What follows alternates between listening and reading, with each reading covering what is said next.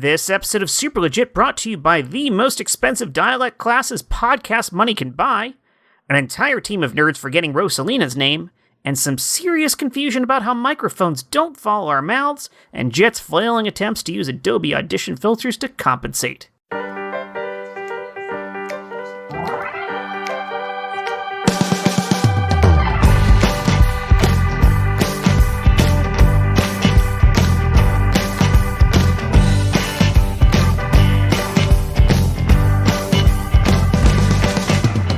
Welcome back to the Super Legit podcast.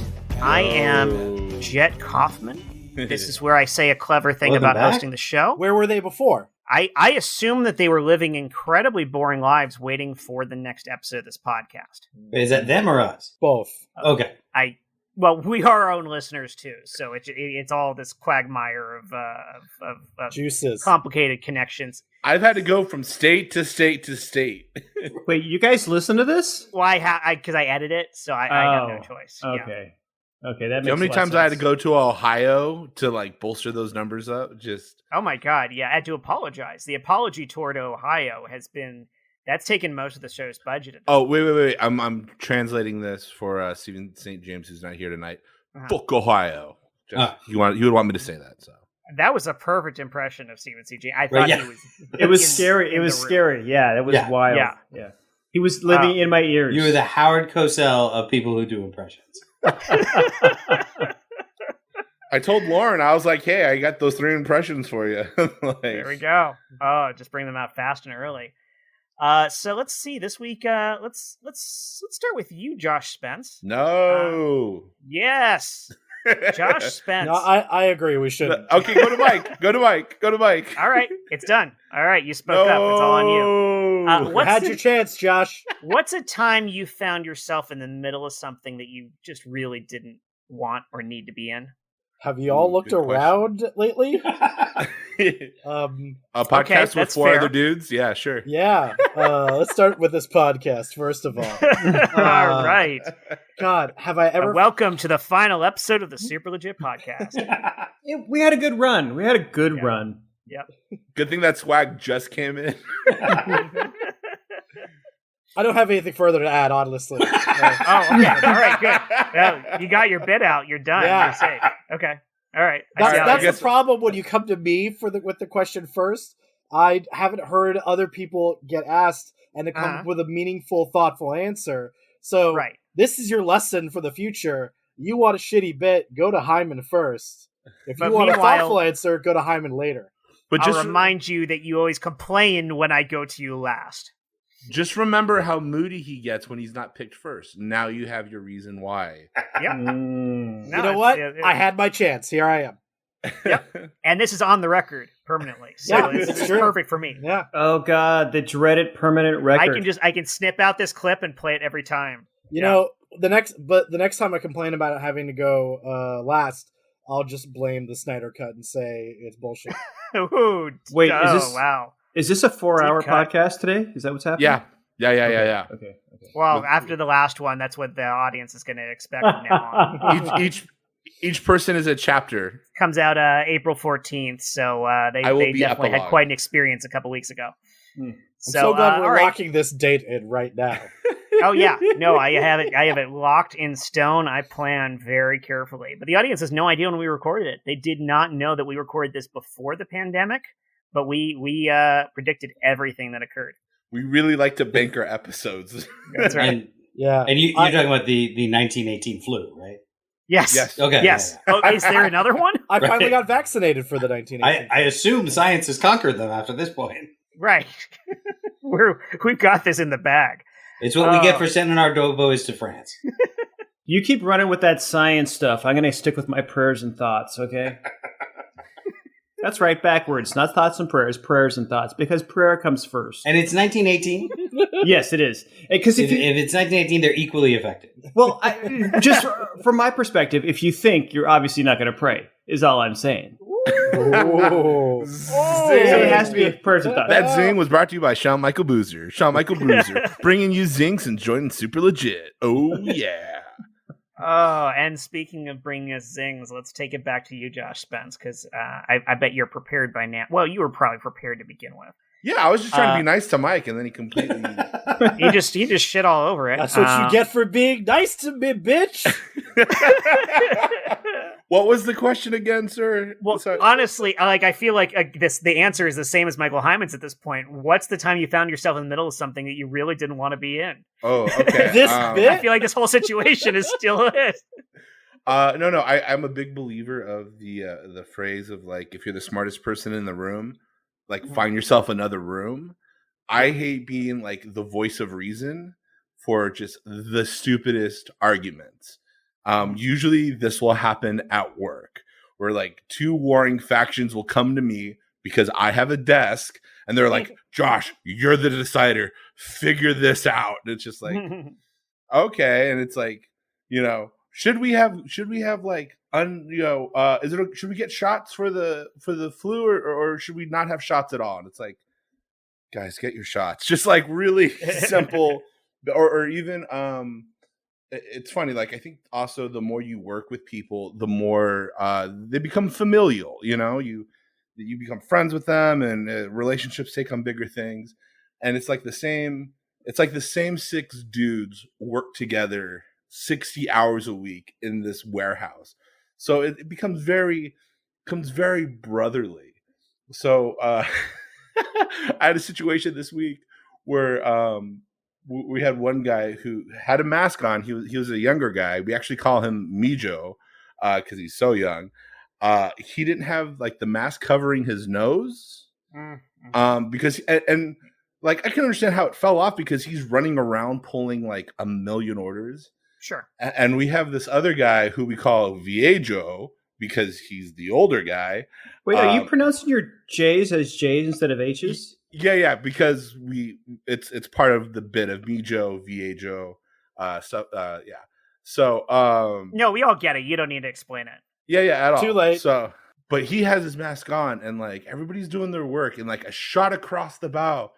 Yo, Mijo, put on your fucking mask. Everybody goes, whoa, where did this come from? And like Mijo, who usually just takes the joke in stride, he's like, haha, whatever, does his thing. He like roars back like a young lion. He's getting ready. He's like, the fuck you say to me? He's like, you heard what the fuck I said? Put on a mask. We're all trying to live here. He's like, yo, Mijo's not my name. I have a name. Till you say my name right. It's like, whoa, we've called this guy Mijo forever. Like now he's saying like there's a name problem, and they're just rah rah. And I was like, both of you guys are being assholes right now. Just go away from each other. That was it. And then, I love the like New York Midnight Cowboy. Hey, I'm trying to live around here. That's what happened though. And he's like this like 21-year-old kid from San Fernando and like a 38-year-old dude from North Hollywood, and somehow they both have these New York accents.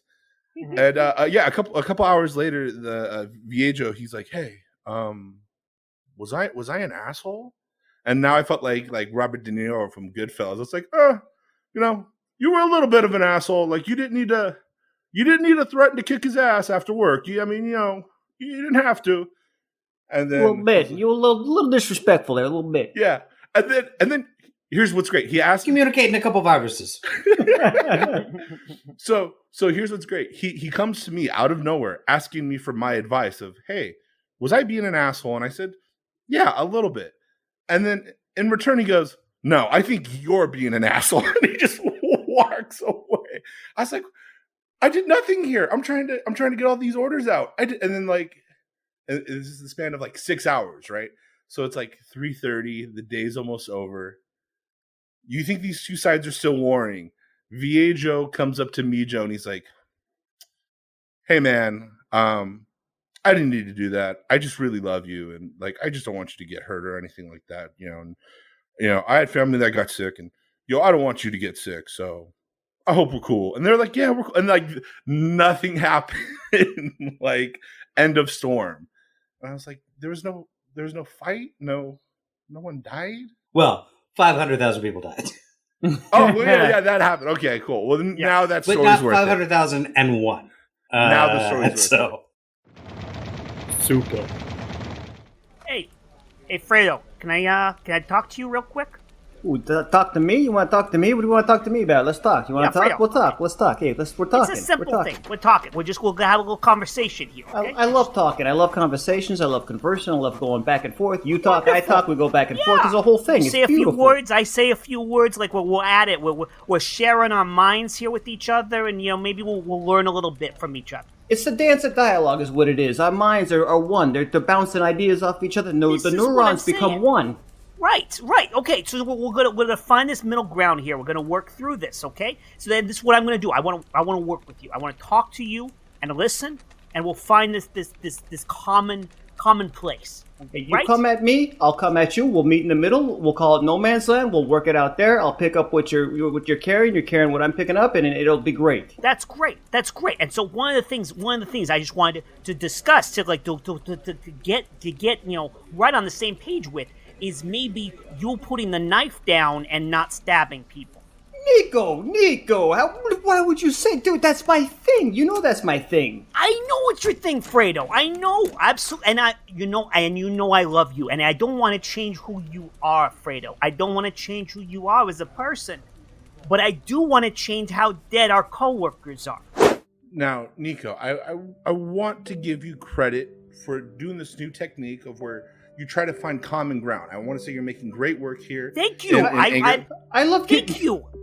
I'm pretty sure I'm Nico here. Yeah, you are Nico, and I love that you're using positive affirmations to describe yourself. That's wonderful. I'll wait outside. I'm sorry, guys. This is a private meeting. I'm gonna step outside. No, Fredo. You want to stay here, Fredo? No. Because I love you, and I want to have. I love giving. Yeah. I love. Yeah. Okay. Yeah. Yeah. Okay. Right. Great. Okay. I love you. Just. Are we going to give credit? Because if we're giving credit, I love giving credit. Are you we give giving me credit, credit? I'll give you credit, I'll give credit. I am the guy in charge. Nico, you're paying for the hour, so let's finish the hour that we started, and then I'll work with Fredo later. So should I wait outside? I should go outside? You want me to go outside? But I will let you two talk. I will see myself out. Thank you very much. Jeez. Oh, all right. Well, that was an interesting interruption, but okay, let's continue this conversation. Nico, that was a great use of your monies there. We get this nice office to talk in. It's so much nicer than the production floor. Whoa, what's with all the boxes of Kleenex? This is great. I love Kleenex. 3 Kleenex. It's so fluffy, and I can pad things, but you know. Why would we pad things? You know. Now, Fredo, I just want to give you a compliment to again say that it was you're making a lot of great progress as far as again trying to meet in the middle with your brother. I just I want to point out that even though it looks like you're going to interrupt me again. Okay, okay. Wait, I mean, you're coming at me with compliments. You don't give me a chance to come at you with compliments. I'm sorry. I should sit in the corner. I'll sit. No, you're part of this. You know where I'm coming. I know where we're coming from with this. You should be here. Okay. All right, we're both here. We're both here listening. Bring it to us. Usually when we have sessions, it's usually done on a one-on-one basis, so we can pay attention to the individual and have a. Yeah, but we've got like the shared neuron thing. Like we've done this. We made all this effort. We built this connection. We got one synapse firing between us, back and forth, back and forth. It's like a tennis match, except it's more beautiful. It's more artistic. Nico, Fredo, okay. Fredo, Nico. It's like it's one person here. You separate us, and I'm not sure you're gonna get the full story. Who knows? Okay, then I would just like to point out. Nope. Okay. No one wants to risk that. I don't want to risk that. Nico, you want to risk that? Oh gosh, no. That's that's a big risk for everybody. Honestly, like this could blow up. You think the stabbing was a problem? Like you don't want to see what happens if you separate us. I'm getting stabby just thinking about it. Mm-hmm. Okay. We don't need to get stabby. Okay. Now, that's a word we don't need to use in these sessions. If you guys are intent on working together, I think that's great. I think that's great. I'm being shut down. No, I am a stabber. That's a good observation. And no, I feel like you're trying to prevent me from being my full entitled self. And remember, that was never my goal in this situation, too. It was just reducing the number of dead coworkers. That was it. I still don't want to change who you are, but it sounds like this guy wants to change who you are. Nico, you've always supported me from day one. You've always been there for me. You know who I am. I know who you are. We love each other. This is the thing. I was your best man at your wedding. You were my best man at my wedding. I'm going to charge you both double. I was your best man at your wife's funeral. Again, we've always been there together. Thanks for giving that eulogy. It really, you made some fine points. Oh, well. Cut to the eulogy. Listen, Lizette was a beautiful woman, and had she not gotten so close to the knife, she'd still be here today with us. But that doesn't mean we should forget her. That's what That's the same thing I said to the DA. Right, absolutely. Like, we need to honor this woman. And like, if someone ends up in prison for this, like, who's living? Who's talking prison? Whoa!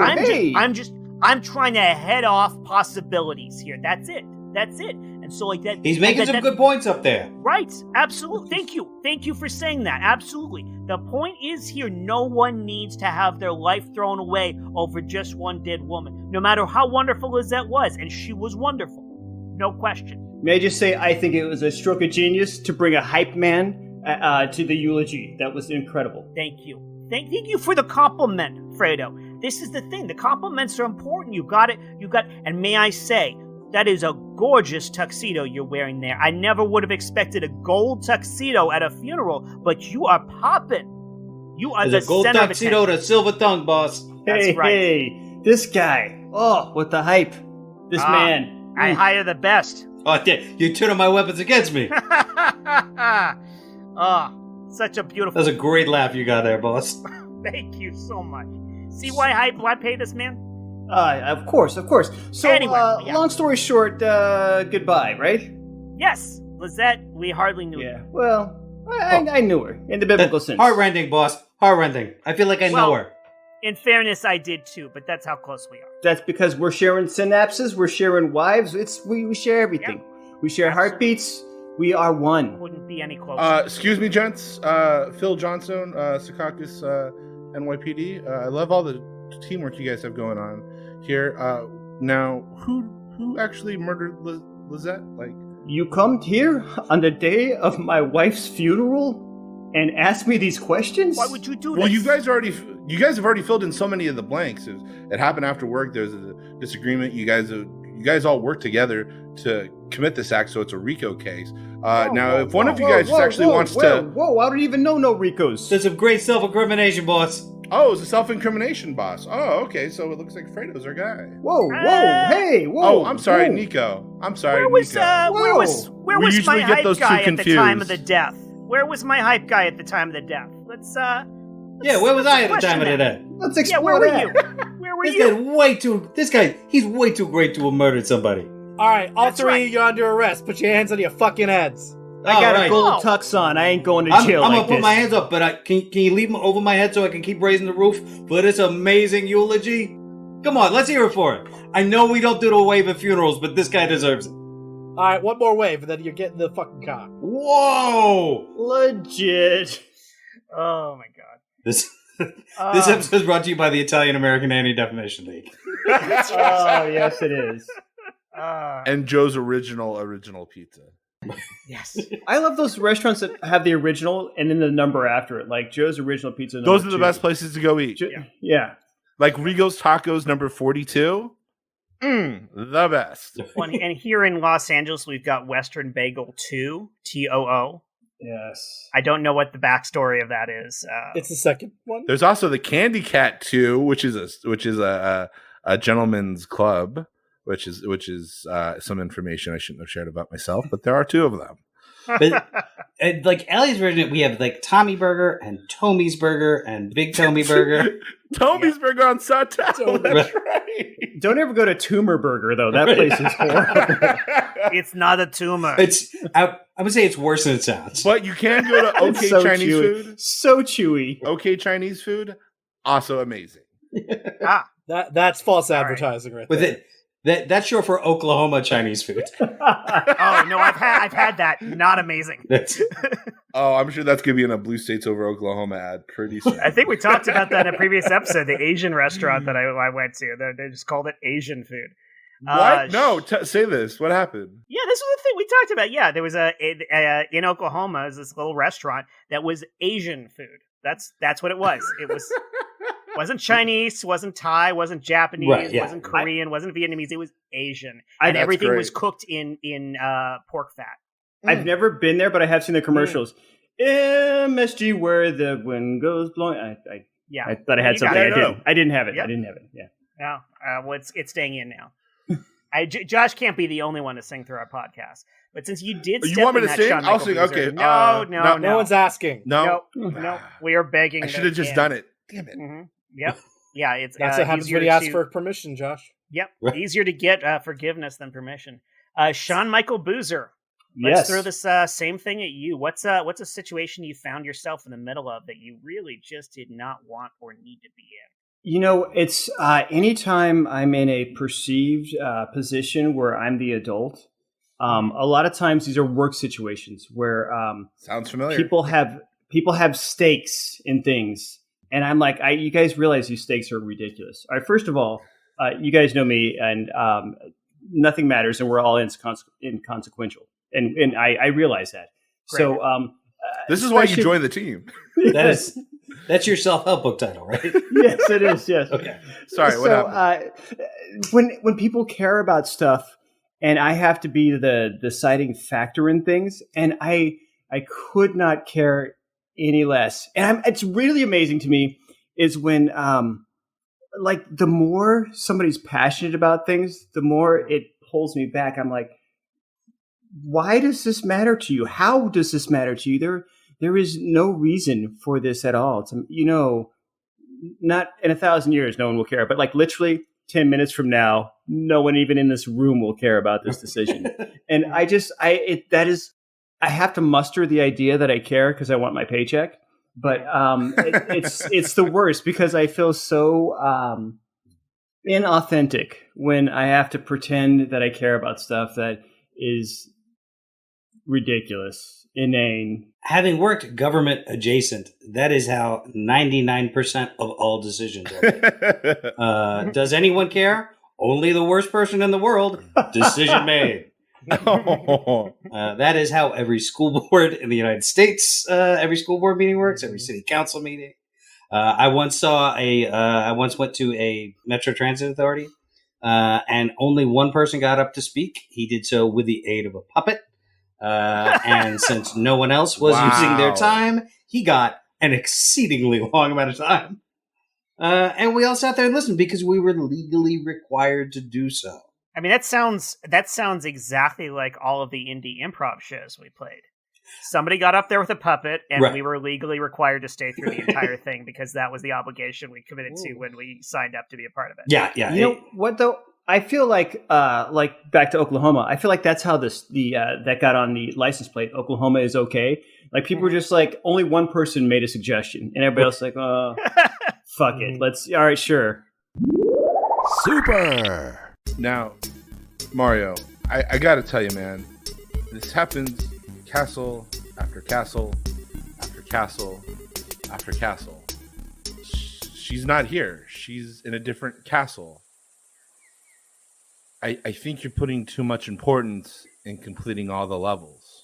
Hey, it's my purpose in life. Like, it's a me, Mario. And it's my purpose in this universe is to save the princess. Is it? How many castles have you been to? We are in World 4, so that would make how many castles? It's a 4 castles. I mean, I guess until we get to, I guess it's a 3 castles, and we keep jumping on a flagpole in front of this a castle. I think you're putting too much. I think you're putting too much stakes into what she said to you that one time in front of Donkey Kong. Please save me, Mario. You're my only hope. Thank you so much. And then she gave you a kiss. Like if anybody come and saved her in front of a big Donkey Kong ape, they would have gotten a kiss. It just happened to be you, a Mario. It's not about the destination. It's about the journey. Have you ever seen Hero Dreams of a Sushi? I have. That's a great film. It's about someone trying to become a sushi chef. But you see him just trying to make a rice. And what he does over and over is take this simple process and try to perfect it. It doesn't matter what it is. Sure. It could be writing a paper for class. 100%. It could be mowing a lawn. Yes. It could be eating a flower and then pulling fire out of your own mustache. Yeah. And guess what? A Mario can pull fireballs out of his face. A Mario is not fireproof. Yes, I've seen that. If I am hit by a flying ball of fire, do I not burn? I've seen it. It's not pretty. Every fireball I throw, that is a pain in my face that I am yet willing to throw to achieve this goal. But for who, Mario? For a who? It's not for Luigi. This is a one-player game you're playing. It's not two players. And I fail to believe that you're doing this to see a dark world, a giant world where everything's big and you're small, and then all of a sudden you're here for an underwater world? Life only moves forward. In life, you kind of move forward, but if you turn back, it's like walking into a wall. All you can do is move forward. If I was a Koopa, my purpose in life would be to walk back and forth. If I was a Bob-omb, my purpose in life would be to explode for some reason. If I was Tell us about the Shy Guys. Is that the? I get them all confused. I feel is it a little racist that I can't tell them apart? Only if you want it to be a Mario. Only if you want it to be. Is that how racism works? It's only a racist if you want it to be racist? Because it seems like there would be a lot less racism in the world. And I say that as a pretty damaging ethnic stereotype. You know what? You're telling me I'm a toad. Hey, I sit here listening to all of this. Me and Luigi, you say... This is not even your game, Luigi. This is not even your game. Exactly. You speak on, my brother. You speak on. Yeah? Now I speak on? You never let me speak on before. Before, always about Mario. And Mario's princess. In Mario's castle. What about a Luigi? A Luigi? Why doesn't a Luigi get a princess? Why doesn't Luigi get a castle? Hey, this is Dr. Rufensberger. I just want to say to both Mario and Luigi, both of you guys are doing a wonderful job co-opting this game together. At the end of the day, though, there's only one princess. Think about that. There is that mushroom lady, guy. It's hard to tell. Toad is his name? Even that is extra confusing. Tell me how many... My name is Toad. How could you not get my name? My name is Toad. We've done this through 4 castles. I guess I meant because you have a mushroom on your head, but you're named after a frog. Is there only one princess? Because I can count on my hand 3 princesses. I am waiting to see you count them on your hand. A Peach? A Daisy? A Lumina? Those are 3 princesses. Okay, on that thought, stay right there. I actually brought in a guest today to help this problem.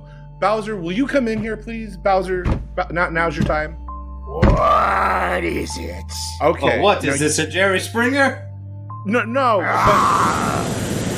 No, there's no paternity test, no. But we've been talking about this issue, and I've been seeing you all independently and collectively, and it seems like there's 3 princesses for 3 main characters. No, they're all mine. Okay. They're all Bowser's. They're all Mario's. None are Luigi's. Guys. Okay, let's establish that. None for Luigi. Great. Shouldn't we be asking the princesses who they want? Who are we, 2 crude Italian stereotypes and a sort of lizard dragon, to decide for them? Guys, it is not the mid-1980s anymore. Okay, this is Dr. Rufensberger.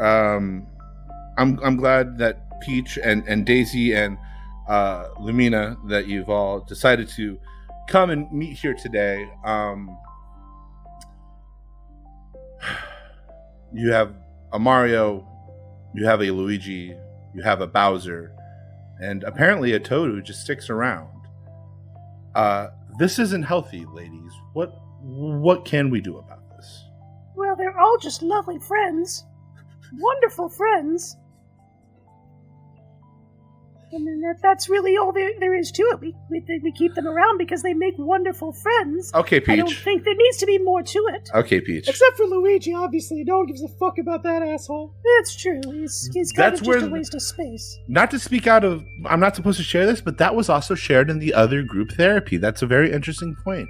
You are really not supposed to say things that we said in the other group therapy session. Oh, sorry. That was like in the forma we signed at the beginning of that session.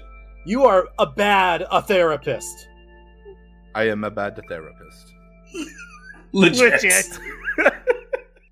Again, Compton, who's sponsoring this episode? The Italian Anti-Defamation League. Right, yep, that's true. That's true. Certainly not Nintendo. Which is hilarious that the Italian Anti-Defamation League was an actual organization that was the mafia. Really? Yep, it was run by the mafia. Yeah, Right. it was literally founded by the mafia. Really? Yeah. Yeah. Oh, it's a big thing. Yeah. It was brilliant. Because of their bad reputation, they wanted that wiped clean, so they decided to make it a whole anti-defamation thing. It was amazing. That was their way of deflecting blame for everything. It's like, no, it's unfair that you're saying these things about us. You're the one who are the racists, and who's the real one in the wrong here. That's crazy. I'll say I like that sense of this. This actually gets to the question is, years ago I filed bankruptcy because I had the layman's term is a brain hole. But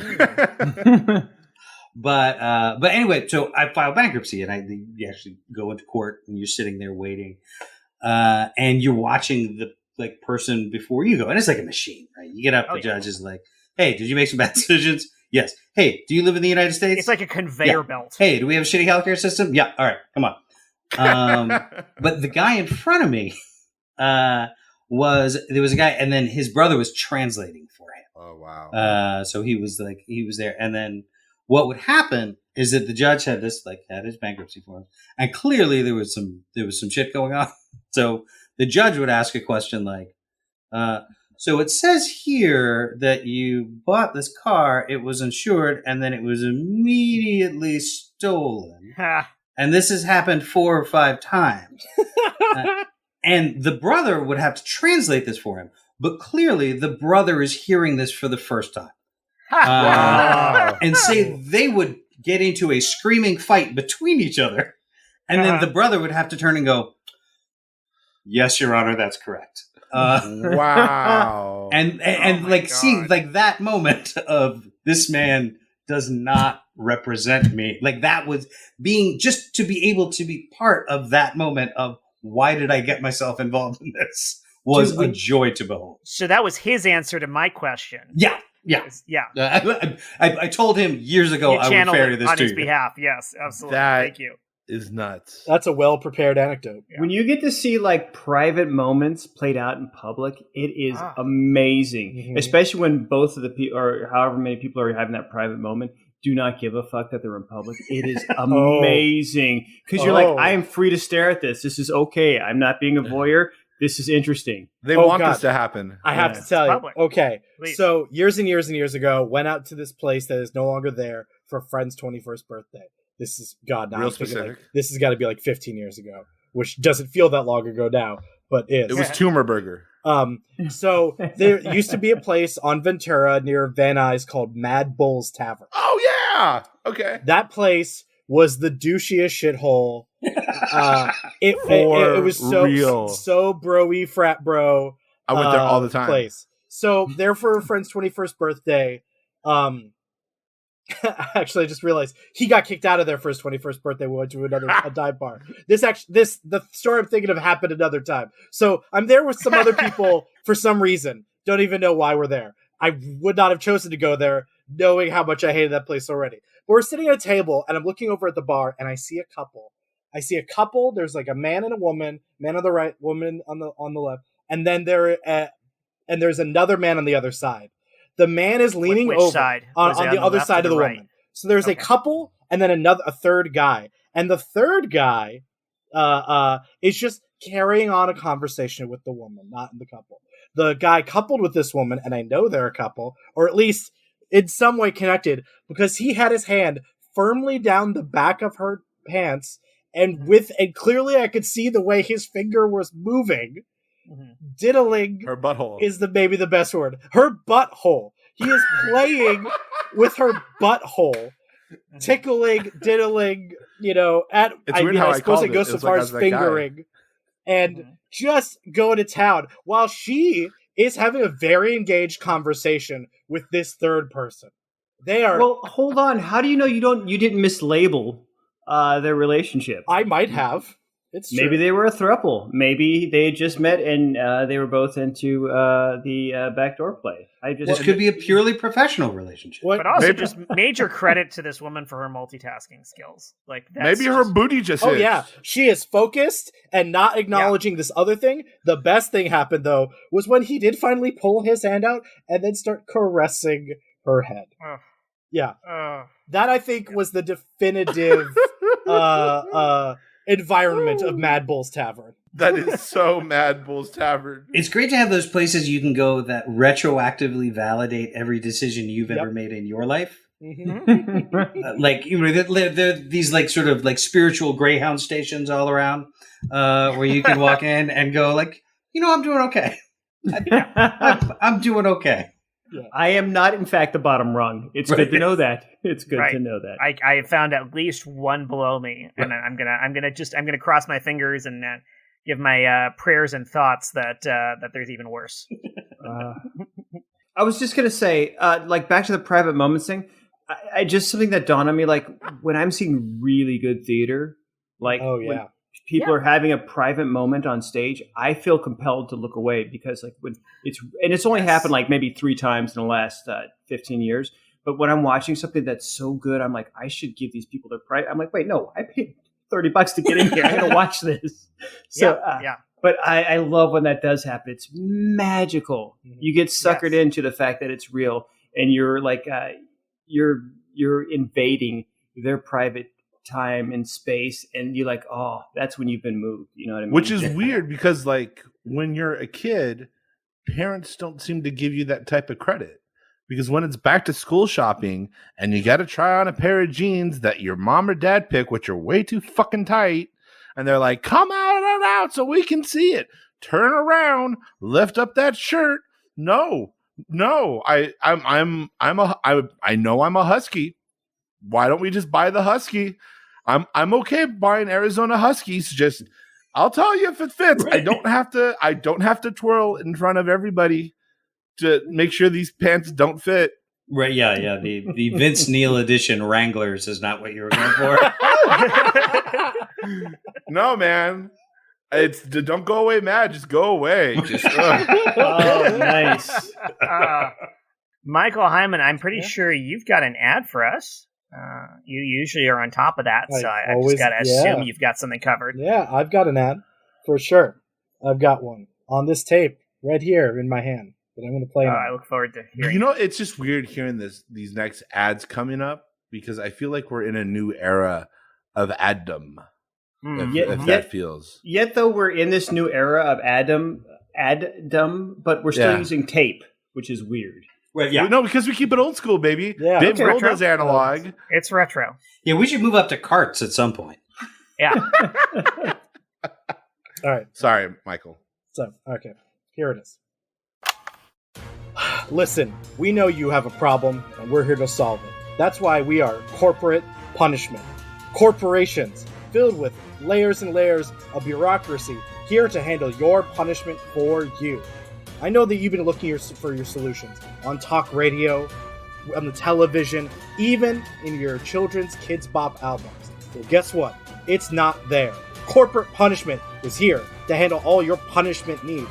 Do you have an involuntary consequence that needs to be carried out? Well, Corporate Punishment is here. Take it from our satisfied customer, Rose McGowan. Ooh. I called Corporate Punishment, and they were satisfactory to my needs. Now I punished that asshole, and he got it corporate style. That's right, that was Rose McGowan endorsing our corporate style punishment. Next time you find yourself in the middle of a Shibuya roll call in the office and you think this needs to stop now, call corporate punishment. We will come down hard on that bullshit. I really wish that you had let me know about that ad beforehand, because what I experienced this week was a Shibuya roll call, and like they could have helped.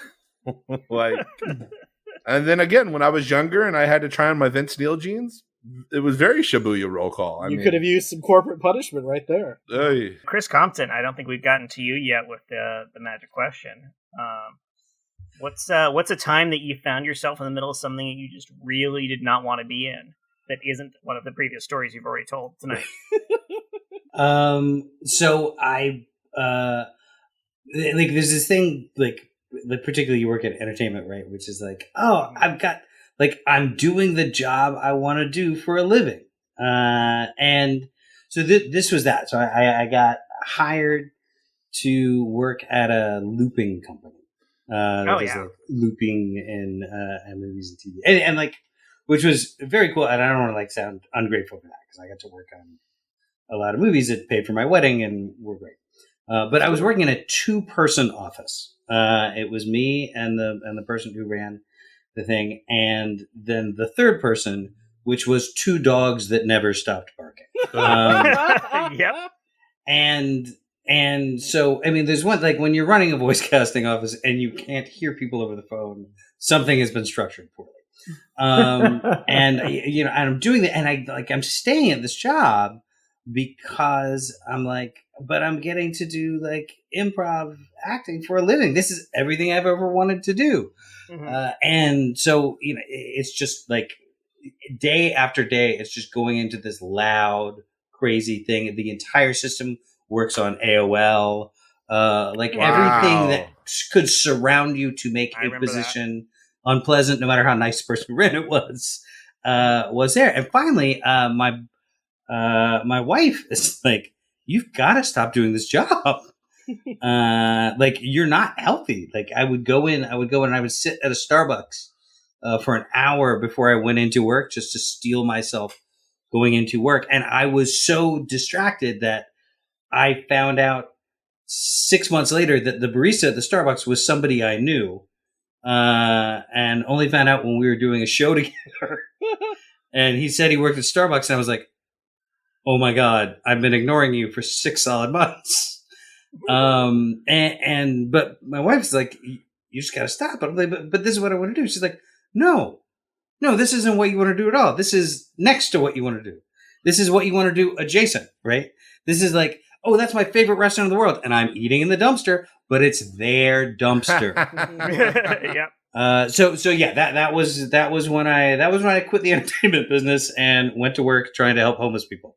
Because I figured if I was going to help homeless people, it would not be by casting actors. Dude, if I can just follow up with that, I have that same deal where I have to have someone from the outside say to me, "Stop doing that. It's not serving you." Right. And it's usually a woman in my life that's like, and even if they ask me what I'm doing, I still won't get it. I will explain what's going on. And they're like, "Stop doing that." I'm like, "Oh yeah, you're right. You're absolutely right. This is not only not serving me, this is destroying me from the inside. Thank you for that." That is, like, I think there's part of it. There's a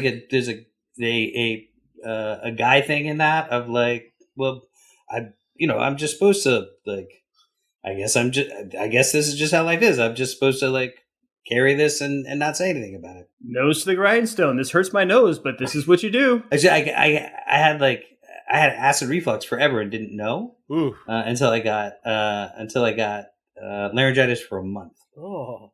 And I went into a doctor, and the doctor's like, "You have acid reflux. Like, didn't you know you had acid reflux?" I was like, "No." Like, well, but like your body literally burned away your vocal cords.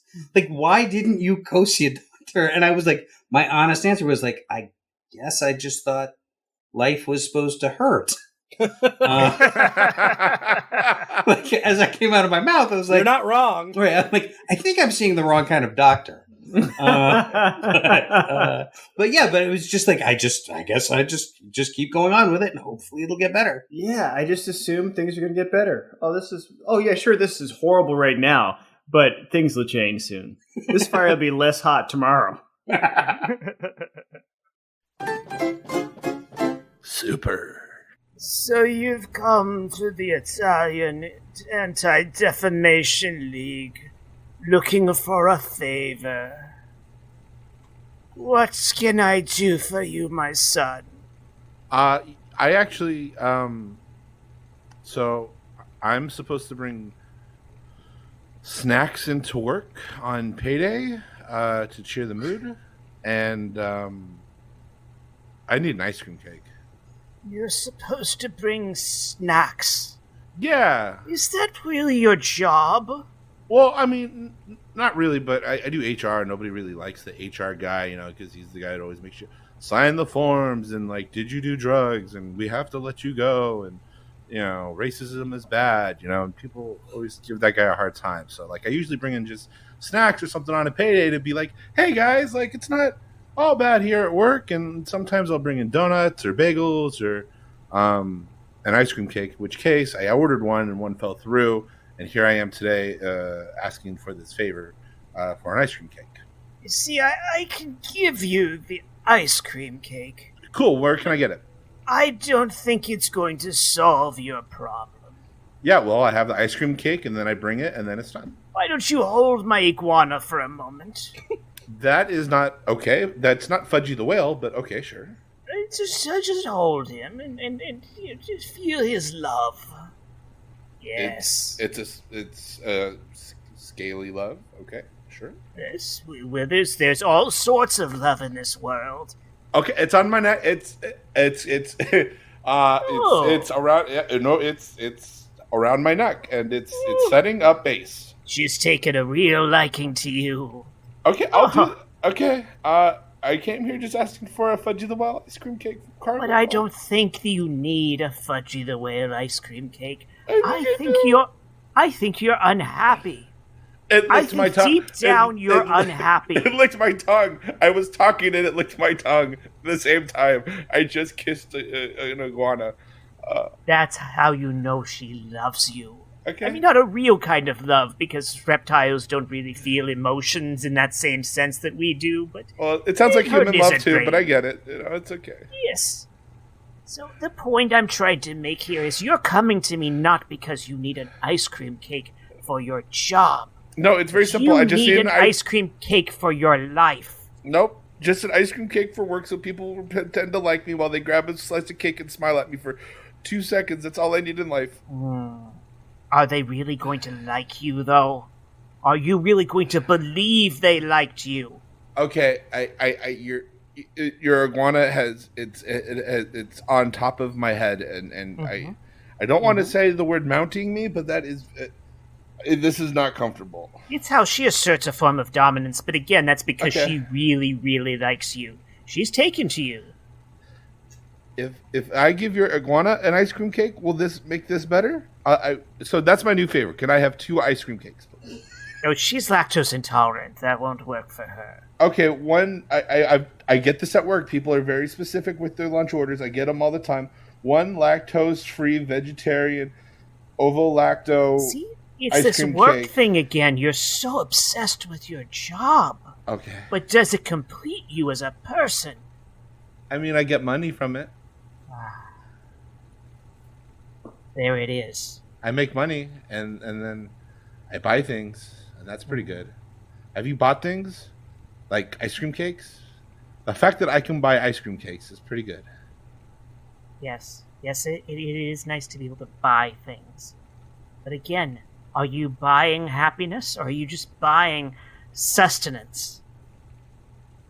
I can't answer that. She's licking my ear. This is not See, you are so easily distracted by everything around you. You're distracted by your job. You're distracted by Lucy here. You know, I don't want the favor anymore. I told I would just come in here and that I could ask for a favor, and then one day you'll ask me for a favor in return, and that's fine because I usually buy a lot of ice cream cakes. So if I got one now, I figured the interest rate would be 2 ice cream cakes, and then the deal would be done. But the deal is not done. I think your iguana's in love with me, and I expected that if I did a favor for you, I would expect a favor in return? Isn't that how this works? That is a vicious stereotype. No, hey, boss.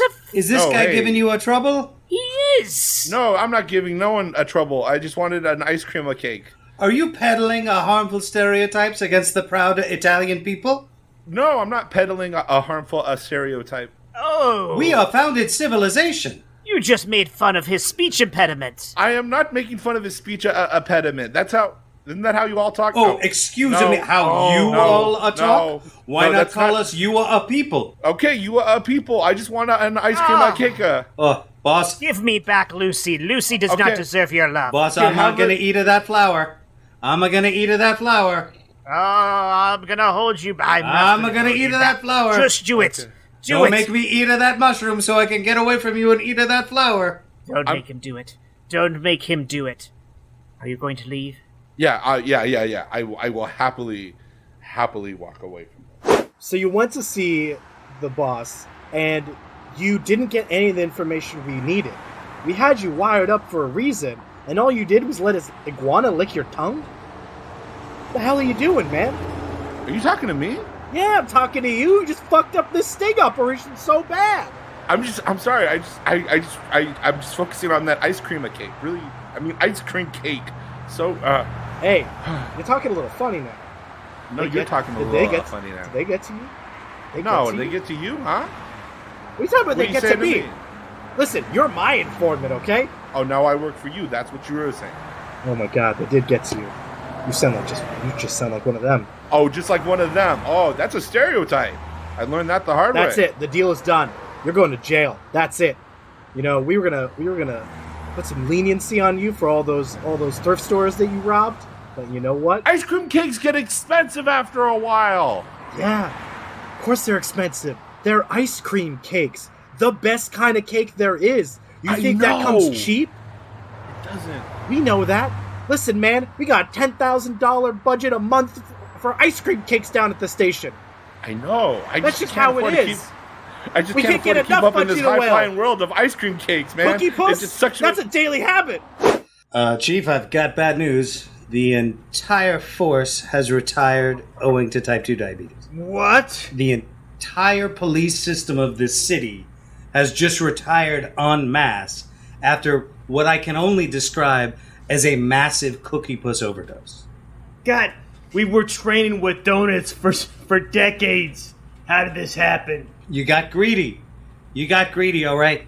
You know, everybody starts with one donut, then it's 2, then it's an ice cream sandwich, then it's one of those weird ice cream sandwiches between 2 oatmeal raisin cookies, and then, bam, ice cream cake. You know, the death knell was when they started putting egg and cheese sandwiches with bacon inside the donut. That's when I knew we'd gone too far. It's like an inception of heart disease. Well, you know what? We weren't doing no good anyhow, you know. We didn't put a dent in crime. That's true. We true. Here basically to keep status quo. That's true. We're just enforcing long-standing systemic problems. Yeah, we had a good run. And by good run, we didn't do shit and we didn't really hurt anything. We just kind of continued fucked up things and bad policies and... Well, we were America for a while. Now I guess we'll let them think... Hey, that's something, right? Yeah. You know what? We can walk out of here with our heads held high. But, you know, keep your head on the swivel, because there's no more of us around, so... Right. But hey, if you can't be part of the solution, continue the problem. Am I right? And you hear the volume swell up of the Dropkick Murphys I'm shipping off to Boston as the screen goes black and it pops up Departed 2. Searching for Cookie Puss. Editor's note, probably not. We do not have rights to that song. Yo, is Cookie Puss there?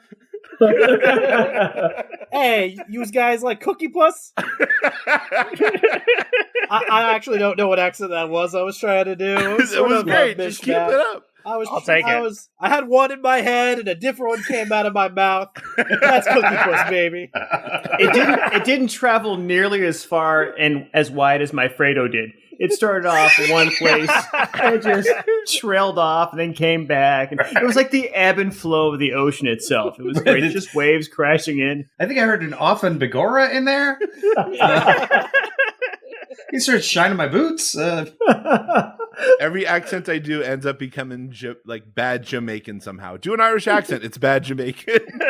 Yeah. My accents tend to be from Forania or like a subset of like a Whitman sampler of Southern accents. That's one of my best friends. Every time he tries to impersonate anyone, literally anyone, Morgan Freeman, it sounds like Christopher Walken.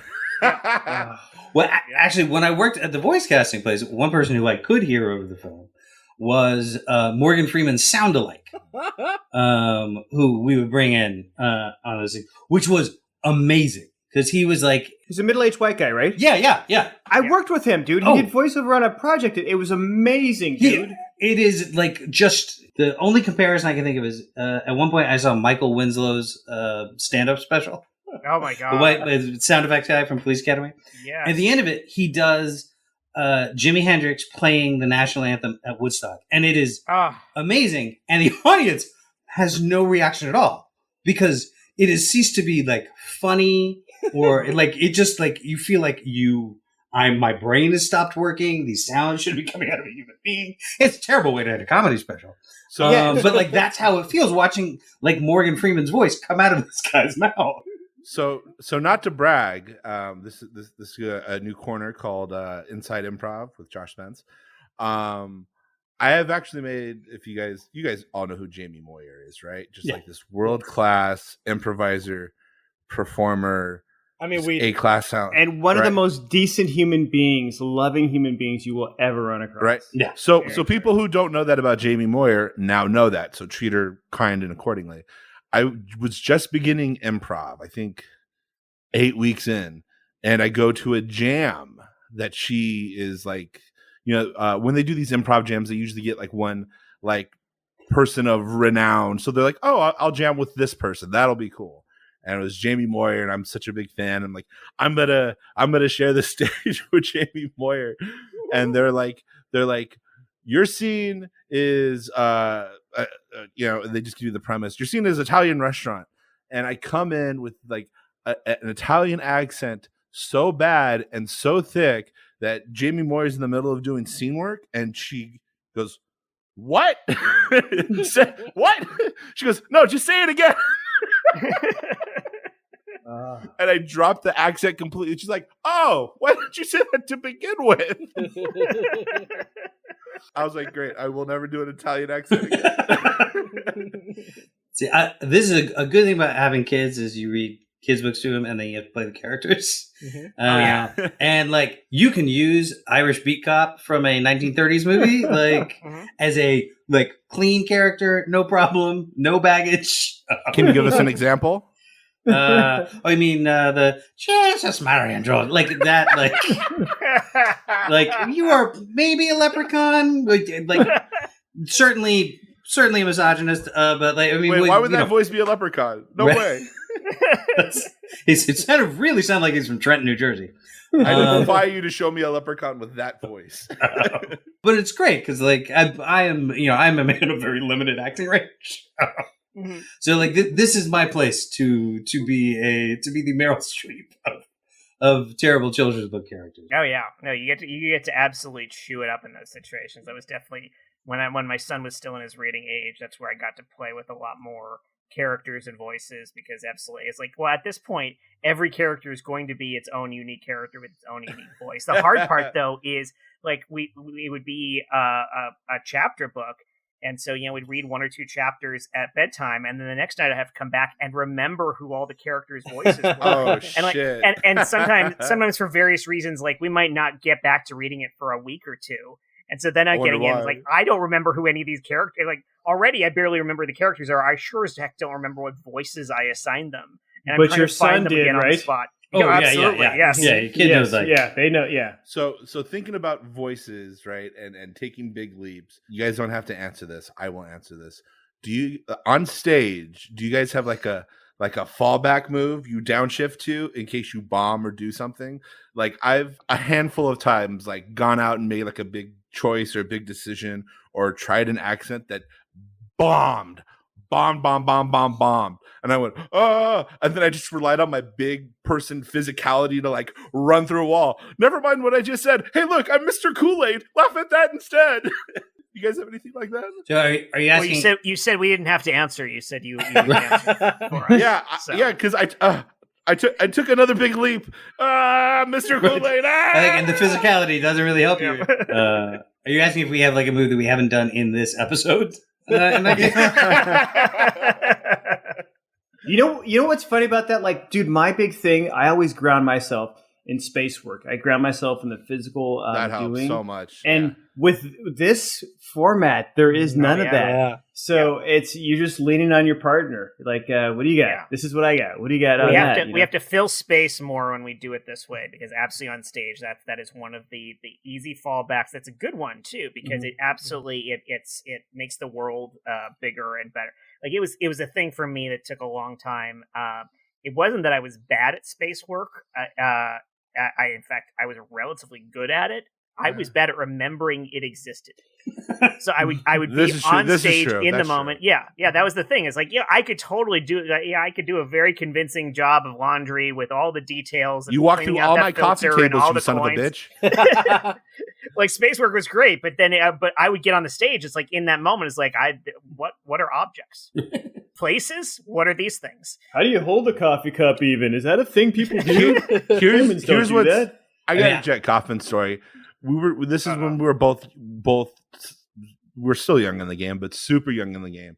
And Jett was nice enough to give me a compliment of, "Hey, I really like your space work." And then I start talking about space work. I said, "Oh, well, and at the time I was a butcher. I said, one of the things I just go to is just sharpening my knives, and I just show how I sharpen the knife." And he's like, "Oh, I'm going to use that." Okay. So one time we're in practice and we're doing a scene, and here he is sharpening his knives. And then all of a sudden something else happens. He forgets his knife. He puts his like 12-inch knife just in his pocket, like didn't stab himself. Just, I'm going to walk with this big old pocket, pulls it back out, just like, oh, hey, like just holding it like it's an ice cream cone. Just never mind the fact that it's cutting his fingers in half.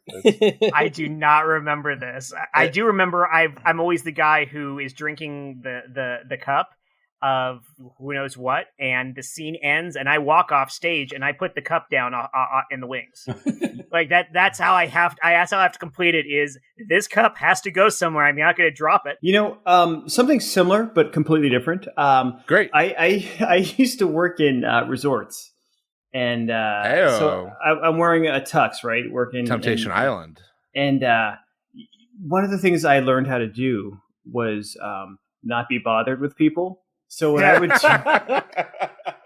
would do is I'd walk around with an extension cord, and no one would ever ask me for anything because obviously I'm doing something. I'm going somewhere. And so I'd walk around with this extension cord. I have a tux on. What would I be doing with an extension cord? But nobody ever bothered me until one day, one of the guys I was really good friends with, Jim, says to me, he's like, "Dude, do you walk around with that so people think you're doing something?" I'm like, "Yes." And then I should have never told him that because then he started doing it. Oh, and sure. then that was done. That was a thing. And it was just your uniform is the guy with extension cord. That was how I dealt with parking tickets when I first moved to LA. Was you have one parking ticket that you put under your windshield wiper, like every time you leave the car, which works like until the ticket becomes sepia toned. Yes, and then you need a new ticket. Maybe it could be an ancient Egyptian cop came by, left a parchment parking ticket under his windshield, or maybe we should just boot the guy. You need a parking tablet. Yeah. Is ancient Sumerian parking tablets.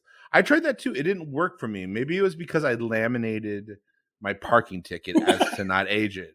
I was just like, it's going to stay fresh. Yeah. I was like, it's just a fresh, crisp, clean ticket with plastic binding on it. If only you'd been parking in a kindergarten class. Actually, that's another like moment where you just won out.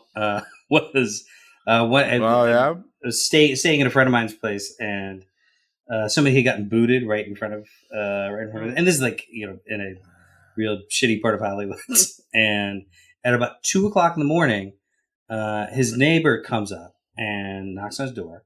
And says, hey, can I borrow that power saw you have? Yep. And my friend, who has no judgment, says, sure.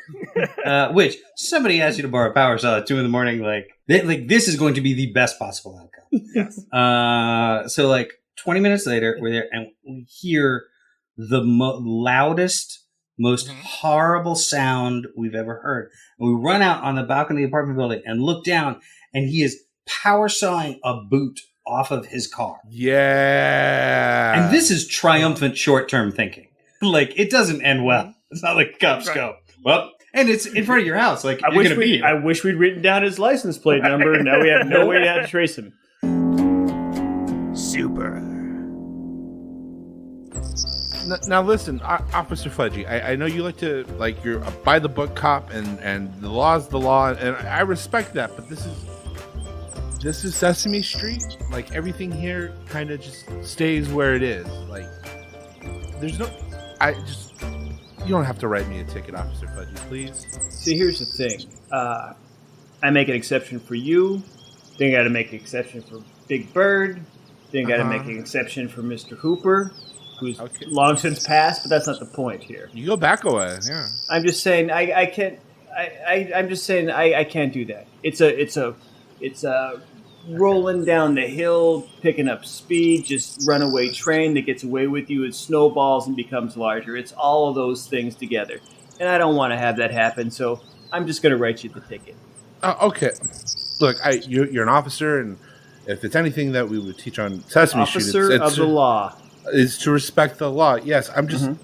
Did you have to put all the cuffs on Big Bird? Like, that wasn't necessary. Safety first. He's a large bird. I felt like I was in danger. And what about Snuffleupagus? Snuffleupagus hasn't moved in decades. Snuffleupagus is lucky I didn't put holes in him. He can't breathe. He's brown. He's lucky he didn't get holes put in him immediately. Wow. Okay, no, all right. That you said that, not me. That we. Oh, do you not know how the police, how we work, how we operate on Sesame Street? Listen, you keep falling back on that. I'm an officer of the law on Sesame Street. I'm not a Sesame Street officer. Oh, what's going on here, officer? You are making an arrest here? Oh, listen, Foamy, I need you to back up about 2 steps. Oh, whoa! Don't do the hoppy step thing. Just walk back naturally. Oh, I love the hoppy step. That's how I walk. I wanted to report theft. I've lost my cookies. They've been stolen. You know what? Here's the thing. Oh God! All right. You know what? This seems like a counseling situation, and I've not been trained for that. I was walking home, and I had my cookies, and then I opened the bag, and the cookies disappeared. What? Wait, they disappeared? They're magic cookies? See, this is the thing about Sesame Street. No, they just disappeared. They disappeared? Someone ate them. Let me guess who that someone was. Was it you? Where you chewed them but didn't swallow them, let them come back out of your mouth, and then so that's why you weren't satiated, so you're always in the mood for more cookies? I mean, I me ate cookie and me want to report cookie missing, so we get more cookie. But Cookie, have you? Now you don't know how pronouns work? I'm sorry. Go ahead. No, it's okay. I'm just saying, Cookie. Have you talked to the count? Maybe. Are you profiling me on the way I talk? No, I just don't know how you don't know the difference between I and me. They're both singular, yes, but they're used in totally different contexts. Officer, yes. Me need your badge number. Me need to report you. Yeah, get him, Cookie. Get him. Will you let me know when me gets here, and I will give my badge number to me. But since you and I are here right now, Cookie Monster is me. So, who you think me am? Me am? Meam, is that me's sister? Meam?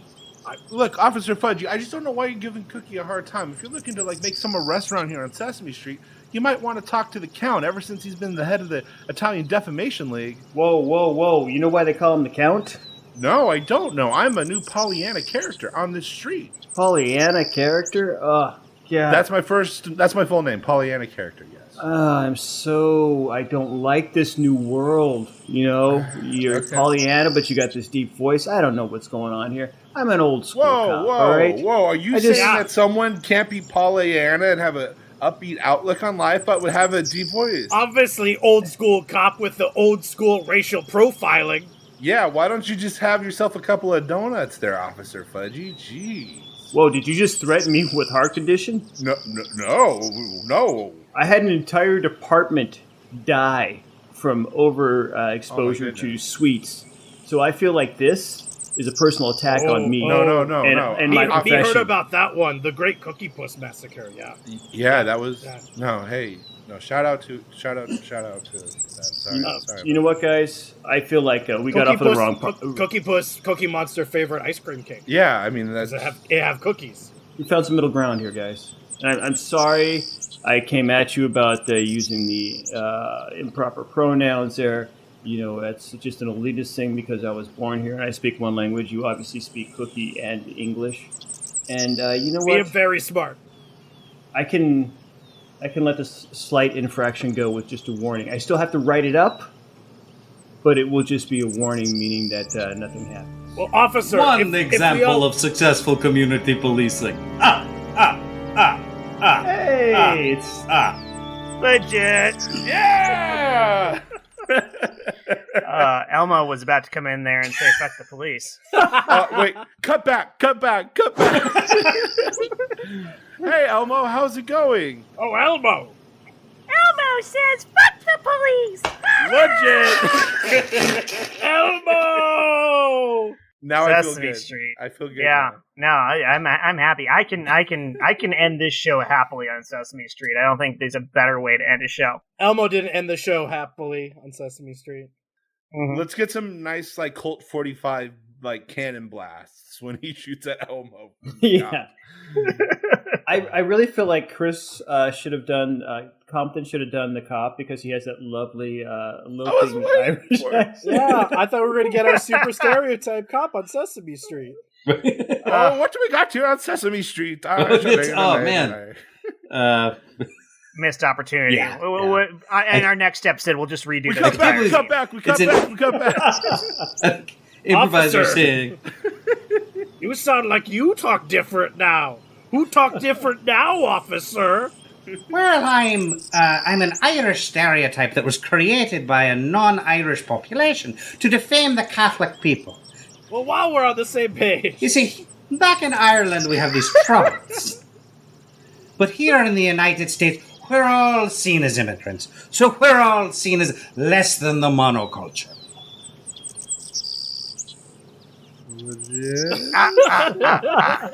Zero.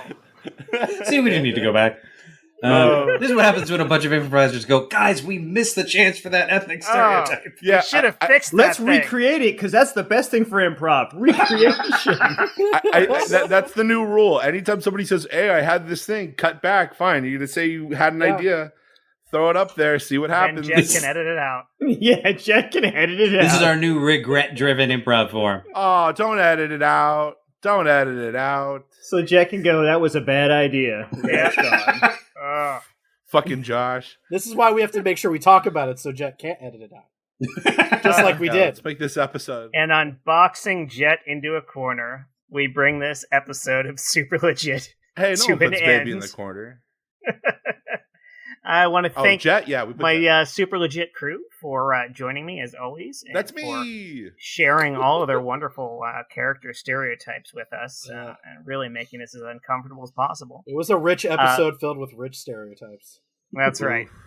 Giant shout out as always to Matt Walker for our intro and outro music. Thank you, Matt, for making this show extra legit.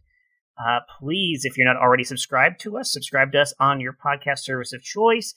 Leave us a 5-star review and tell your friends about us. We keep picking up more and more listeners, which is wonderful, and we just want to explode and have everybody listening to the Super Legit podcast. So help us out with the reviews and the references, please.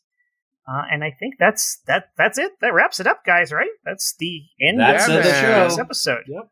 So, if that's the case, did we talk about Matt Walker and his new music album coming out and all that? No, great please. Stuff? Go He's got for a new it, album coming up. M.W. Walker. Actually, I just remembered 2 or 3 bits for each one of our scenes that I forgot to do. If we could throw those up right now. Yeah, let's cue them up. Yep. Okay, they're going to start right about... No, wait. Wait, are we supposed to start recording now? Oh, yes, sorry. Let's start recording now. I don't believe anything's on.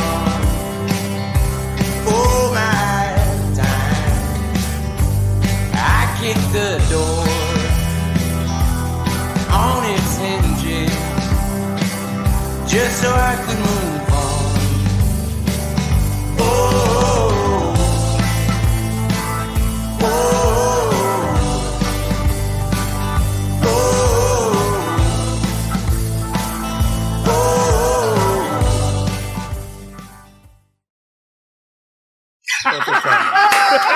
Perfect timing. That's what I was waiting for. That's what I was waiting for.